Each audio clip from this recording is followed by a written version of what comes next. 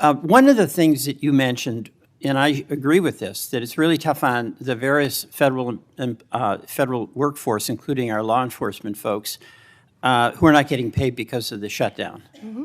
I agree with that. But I also think that wasn't the whole story. There is an issue here that's going to affect Americans, whether they voted for President Trump or voted for Vice President Harris, and that is the loss of health care, where on November 1st, everyone who is getting Affordable Care Act help to buy insurance is going to get the notice of premium increases. And Welch wasn't defending any political side. In fact, he repeatedly said the consequences of these actions would hit Republican and Democratic voters alike. His tone suggested a deeper concern that control over narrative is quickly becoming more powerful than actual law. Bondi, holding federal authority, argued that her office had every right to obtain voter data, insisting it was about fair elections. But when Welch pushed for evidence behind the claim of a left takeover, the answer didn't come. Instead, what we saw was a shift, a deflection, authority without clarity. If officials can use federal power based on undefined threats, where does accountability go? Shouldn't every claim made in the name of protecting elections be backed with transparent evidence? Or has politics entered a new era where the accusation itself is the weapon? Ask yourself, if tomorrow a leader said your state's voting process is compromised by a vague group like the left or the right without showing proof, would you just accept it? Or would you demand what Welch demanded? What do you mean by that? Sure, Welch, I would be happy to speak with that family too, because there are many nonprofits that help with children with terminal illnesses, and I'm involved in some in Florida. So we would be happy to talk to you about that.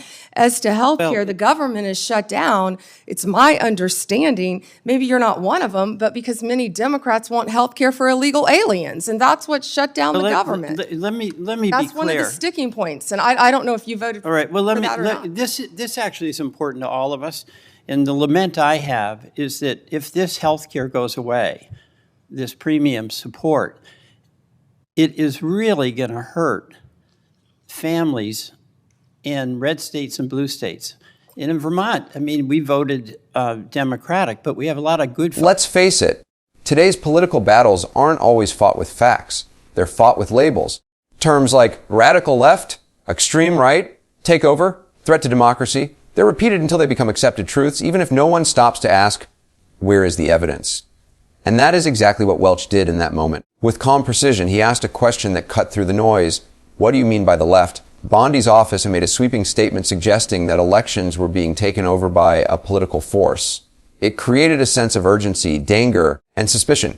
Powerful words, especially in an era where election trust is already fragile. But when pressed for concrete examples, specific names, incidents, documented attempts, suddenly the narrative had no anchor. Bondi responded by reaffirming her authority, not by presenting her proof. That's a pattern we're seeing more often, authority used as justification instead of transparency. But Welch didn't let that go unnoticed. By refusing to argue emotionally and instead focusing on definition and clarity, he exposed something uncomfortable.